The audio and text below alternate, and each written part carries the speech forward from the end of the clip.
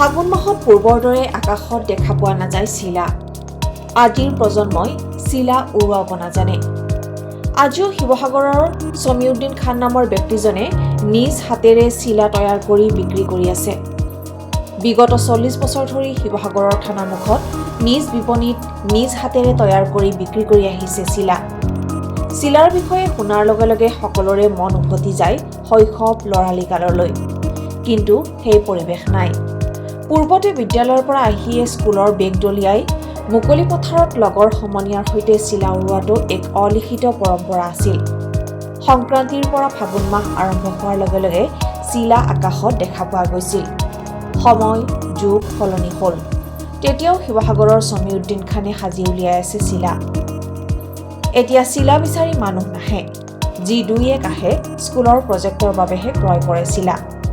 Digital পৃথিৱী তথা কৃত্ৰিম বুদ্ধিমত্তাৰ যুগত আৰু কিমান দিন সমীউদ্দিন খানে চিলা তৈয়াৰ কৰি বিক্ৰী কৰাৰ পৰিৱেশ থাকিব, সেইটো এতিয়া বৃহৎ প্ৰশ্ন।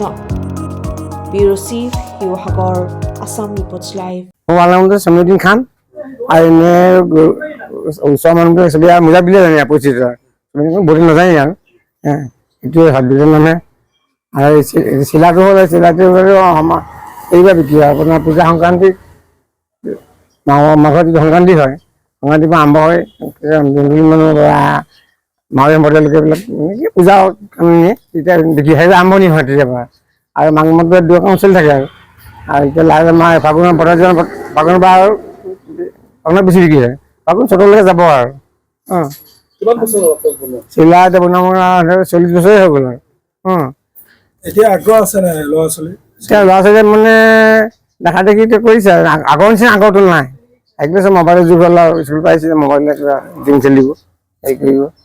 তাৰপিছত এতিয়া অকণ আহিছে আৰু দেখা দেখি উঠি এতিয়া এই গামোচা বেছিভাগ এতিয়া গাঁও ফালে যায়।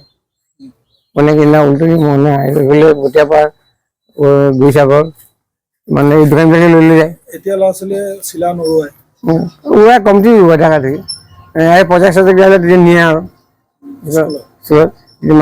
দেউতাহঁতে বিচাৰি বিচাৰি আহে চিলা মই এইফালে পঠিয়াই দিয়ে লৈ যায় চিলা কিন্তু বনাবলৈ নিশিকালে। আপুনি কেনেকে শিকিলে বনোৱাটো?